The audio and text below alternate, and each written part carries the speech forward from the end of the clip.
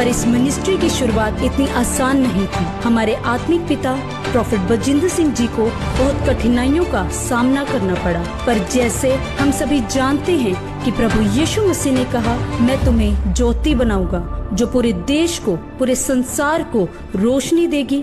आइए जानते हैं इस मिनिस्ट्री की शुरुआत कैसे हुई। प्रॉफेट बजिंदर सिंह जी का जन्म 10 सितंबर 1982 को हरियाणा के यमुनानगर के एक जाट परिवार में हुआ। उनका प्रभाविक जीवन पारंपरिक आकांक्षाओं से प्रभावित था, जिसमें मैकेनिकल इंजीनियर की पढ़ाई भी शामिल थी, लेकिन किस्मत को कुछ और ही योजनाएं बना रखी थी। 20 साल की उम्र में वह एक हत्या के मामले में कानूनी जटिलताओं में फंस गए और जेल की सजा भुगतनी पड़ी। ये उलट पुलट भरा समय उनके जीवन में एक महत्वपूर्ण मोड़ बन गया। अपनी जेल की सजा के दौरान प्रॉफेट बजिंदर सिंह जी के पास प्रभु यीशु मसीह का सुसमाचार पहुंचा, जिसने उन्हें आध्यात्मिक संतावना प्रदान की। ये मुलाकात एक परिवर्तनकारी यात्रा की शुरुआत बनी, जो 2008 में उनके मसीह जीवन को अपनाने की ओर ले गई। मसीह जीवन को अपनाना सिर्फ एक व्यक्तिगत निर्णय नहीं था, ये विश्वास और आध्यात्मिक नेतृत्व के प्रति एक नए अध्याय की शुरुआत को दर्शाता है। प्रॉफेट बजिंदर सिंह जी का मसीह जीवन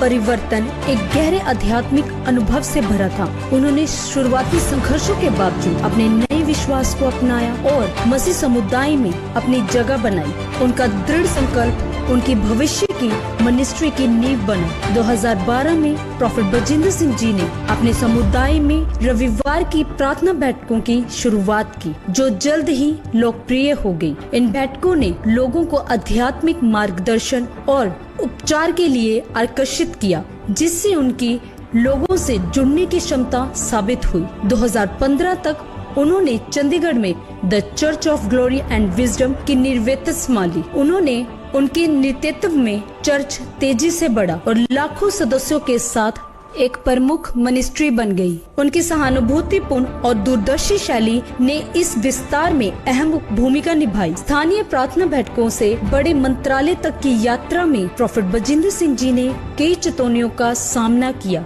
जैसे वृत्तित्व और लॉजिस्टिक समस्याएं, लेकिन उनके दृढ़ विश्वास ने इन बाधाओं को पार करने में उनकी मदद की और लोगों को प्रेरित करने की उनकी क्षमता मिनिस्ट्री की सफलता का आधार बनी। प्रभु यीशु मसीह प्रॉफेट बजिंदर सिंह जी को इस रीति से इस्तेमाल कर रहे हैं कि कुछ ही समय में ये मिनिस्ट्री विश्व की सबसे बड़ी मिनिस्ट्री बन गई। रिकॉर्ड तोड़ लाखों की भीड़ वाले क्रूसेड देश में भी और विदेश में भी बड़े बड़े सेलिब्रिटीज तक प्रभु के दास के वचनों को सुनकर इस मिनिस्ट्री के साथ जुड़ते जा रहे हैं और ये सिलसिला आगे बढ़ता जा रहा है। इस मिनिस्ट्री का एक ही उद्देश्य है, प्रभु यीशु मसीह का सुसमाचार प्रचार हो, चाहे वो घर जाकर हो, चाहे डिजिटल मीडिया के द्वारा, चाहे चैरिटी के द्वारा, क्योंकि परमेश्वर ने बाइबल में कहा है, जाओ जाति जाति पूरी दुनिया में सुसमाचार प्रचार करो। इसी दर्शन के साथ इस मिनिस्ट्री की 200 से अधिक शाखाएं पूरी दुनिया में हो गई हैं और ये बढ़ती जा रही है। इस आशीष के लिए हम प्रभु यीशु मसीह का धन्यवाद करते हैं।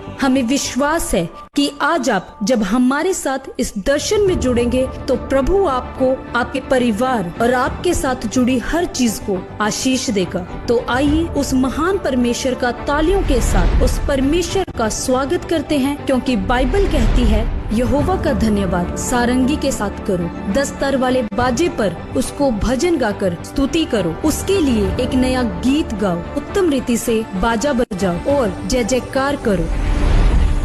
आधी रात के समय पौलुस और सिलास प्रार्थना कर रहे थे और परमेश्वर के भजन गा रहे थे और कैदी सुन रहे थे। तभी अचानक एक बड़ा भूकंप आया, जिससे बंदी गृह की नींव हिल गई और एकदम से सब द्वार खुल गए और सबके बंधन खुल गए। परमेश्वर अगर उस समय आराधना के द्वारा बंधन तोड़ सकता है, तो आज भी आपके जीवन के बंधन खोल सकता है, क्योंकि वह कभी न बदलने वाला परमेश्वर है। तो हम सब अपने हाथों को उठाकर उस महान परमेश्वर की आराधना में चल